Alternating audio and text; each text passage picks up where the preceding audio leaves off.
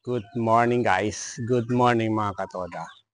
Update ko lang yung mga alaga ko dito sa mini farm ko. Let's go! Ito dito guys. May mga bibi to bagong pisa. May mga bibi to dito bagong pisa. Ito, papakita ko sa inyo mamaya. Ito naman guys. Mga Texas to dito. Mga alaga ko. Malaki na to. May itlogan na to dito eh. Ulihin natin para makita nyo mga katoda. Ulihin natin ito. So, may itlog na to eh. Ito may itlog na to. Ayan o. Ay. May itlog na to. Busong-busog. Ito naman dito. Texas din to. Ito mga manok dito. Ito yung mga pato. Ito guys o. Yan. Yan mga Texas ko. Pero yung pang ano lang yan. Alaga-alaga lang to. Ito yung mga manok. May itlog. Yan. Ito yung mga pato. Napisa na to mga pato dito. Ito bantam dito. Yan. Diba? Ito mga katoda bagong pisa. Bagong pisa ng sisyo. Yan o. Bagong pisa. Yan.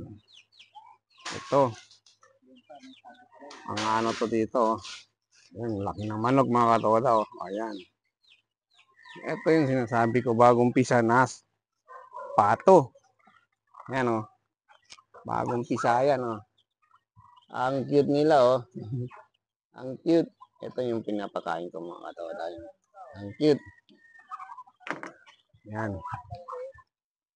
Ito yung pato. Yan, marami pa doon oh. Yan, walay-walay kasi sila. Yan oh. Dami doon. Walay-walay, meron pa doon oh. Meron pa dito nakatago oh. Kasi may ito dito, bahay-bahay, itlogan to nila. Itlogan yan. So, let's go. Ito lang mga alaga natin. Ito mga sisyo natin. Ito pa. Dami na tayong mga alaga. Pinakawalan na yung iba kasi sobra na sa pagkain. Dati dito, may to dito, mga patuhan to dito dati. Tinanggal namin yung kulungan nila, yung net. May mga net dyan, mga net. Ito, nito. Malutuan namin dito, malutuan to pagka magpaluto dito na. Yan. Ayun, mga malito. Tingnan nyo mga katoda. Mga malito. Ayan. Ang cute ng mga malito. Yan. Ito lang update natin dito sa mini farm ko mga katoda. Ayan.